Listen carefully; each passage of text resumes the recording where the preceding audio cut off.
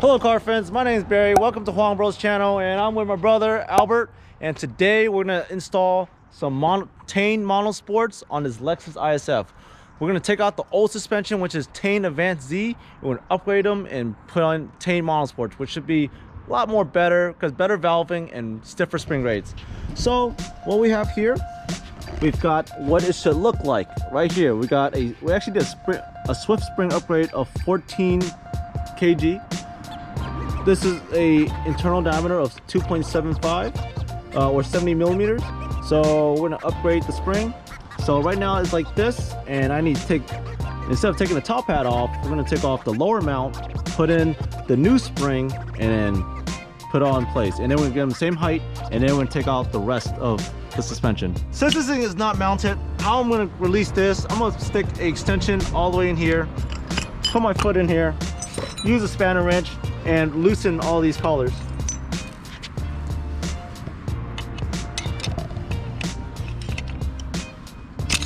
Oh man, cut myself, kind of, not really. And just like that, it's all released.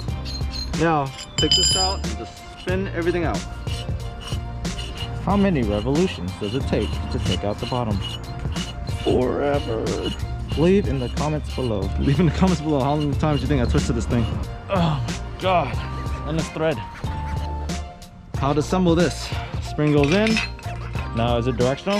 It is not directional. So you can flip it upside down and still work? If you really want to, but I like to have the Swift logo facing upright. Oh, yeah, you want it upright. So got that. I mean, it only makes sense. Plastic thrust sheet. We got the spring seat. Now that one is directional. Make sure you have the part where you put the spanner wrench. Yep. On the bottom side. So spin right to go up. Now some of these coilers are old, obviously, and you might experience some rocks and road grime and dirt and brake dust. So what you want to do is use a brush and brush off all the thread. The next question is, what about preload? Well, let me teach you how to do preload now. So to do preload, so let me tell you this. All preload is ensuring that the spring isn't shaking. For example, some manufacturers will come out with coilovers that are not preloaded. That right there, that's a no-go. You don't want it to be moved. You don't want it to have any movement. So what do?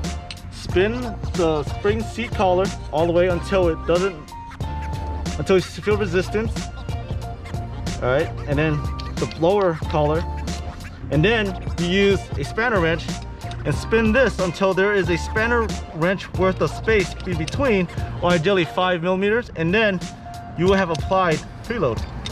So what I do is I hold the bottom one so it doesn't move out of place. So it doesn't move out of place. So he's trying to make a gap right there in between until he has the size of a spanner wrench that can fit in between. That's good to me. We gotta make sure the other one is good as well.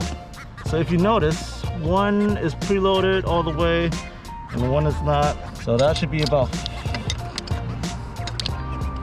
there we go. That's it, lock these together. Now it's easier to lock these when it's on the car, so that's what we'll be doing. You guys have any questions about preload? You have any questions about assembling or change out the springs? Please leave a comment below, I will answer them as always. Step one of suspension installation is take off the wheels. Where do you put the jack stands for your ISF? All the way? I put it at the frame. Oh, at the frame.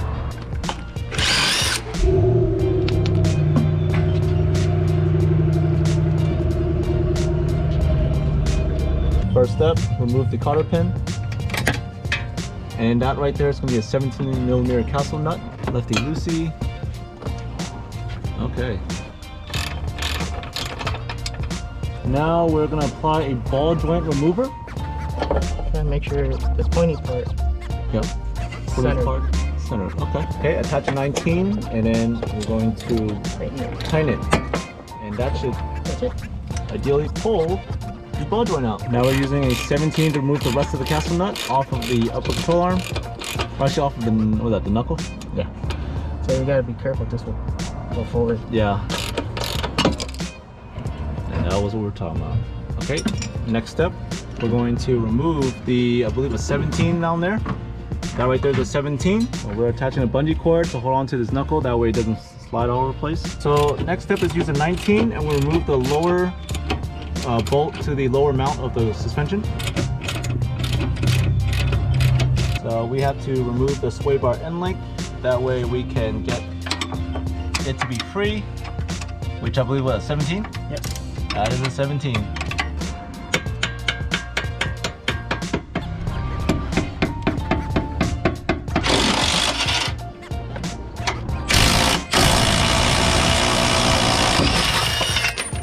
And it's out. So what we did was we took off the sway bar end link right here, or somewhat, and now we got the lower mount bolt removed as well. Now we have to remove the top 14 millimeters with a 14 deep socket.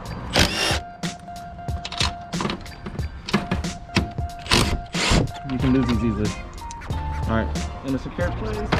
Now all we gotta do just push it down really, and then hope that just have a lot of hope that it comes out. Pull down on the knuckle, and then oh god, oh, there we go. And that should come out. All right, let's compare. And I must say, the preload, there's really no preload here, which is pretty bad. It's moving. Have you noticed? The spring is moving? That should not happen. Now we got this one, not moving, that should have. So this is Advanced something, Advanced Z, and this is TEIN Monosports right here. Skinnier, but probably better valving. Now, fun fact, this is actually an RCF coilover that we're putting in an ISF. So that's what happened today. Match the new ones, the ones on the left, to the one on the right, which is the old one. So we're matching the height, so that way we don't have to adjust it that much. When we put it back in. Yep. So yeah, I'm ready to go. Gonna line the top hat with. Okay. You don't gotta tighten all the way, but just enough to keep it on. All right, there we go. There we go. Now, from now that what I'm doing is I'm pulling on the knuckle to give me some pressure, leaf pressure. On that. So where's the bolt? What you'll notice is that the bolt is is hitting on something. So I'm gonna pull on the knuckle, and that should release some tension and push all the way through. Put the mallet to that piece right there. Now he's putting the nuts back on.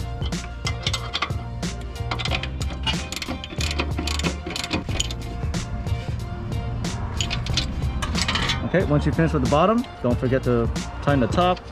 Got my Uga machine, 14 deep.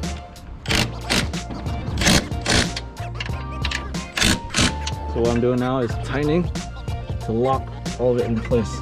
So spin it to the right, pull, it'll be tightening.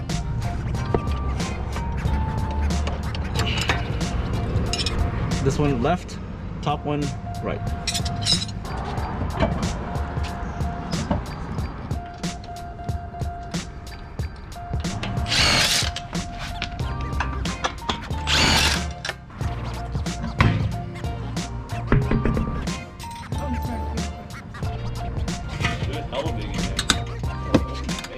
Release the castle nut, and now I'm gonna put a ball joint remover. Tightening it. Yeah. Ooh, look at that. That's it. Once you hear the noise, then you know it's removed. Remove the 19. Yes, 19. 19 millimeter bolt to the lower mount.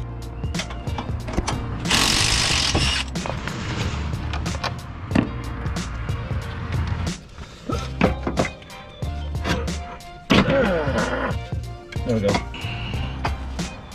All right, time to finally put the last one in, and we're gonna be good. Okay, this is gonna be a pain. Oh.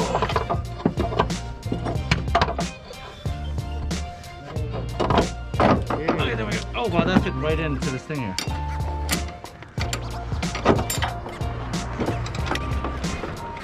Now that we got the top part in, now all I gotta do is push on this or touch this, and then we can just align it. Now I have to pull in the... It's in there. You just gotta push it in. Yep, push up and then push it. Bam, there we go. 17 on the sway bar, 19 on the strut, lower mount bolt.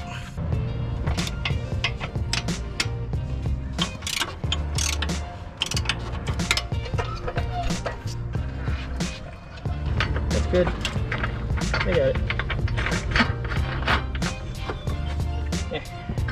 So we attach the knuckle to the ball joint and put in the castle nut. And we're now going to tighten it with a 17. Tighty tighty. Once you have all the knuckles and everything and all the castle nuts all back together, you're going to have to make sure all the locking rings and the spring seats are locked together. So, alright, that's locked. And now this one, I'm going to ensure it's locked. Okay, and that is locked. Now we have to worry about the top part and ensure that the 14 millimeters are all the way in.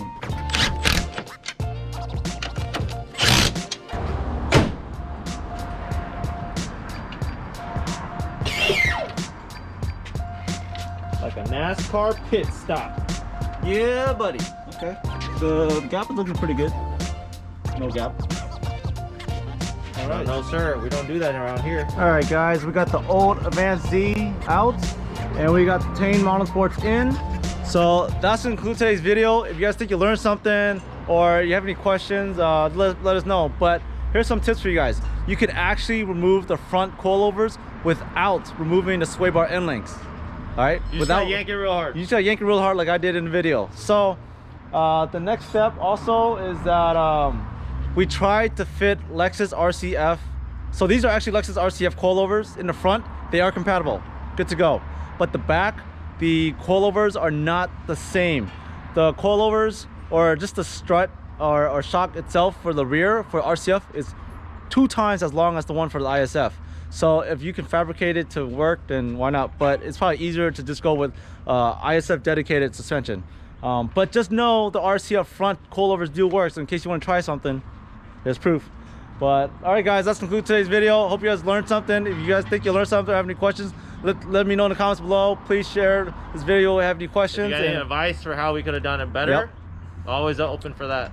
All right, guys, please like, comment, subscribe, and see you next video. Peace. Peace.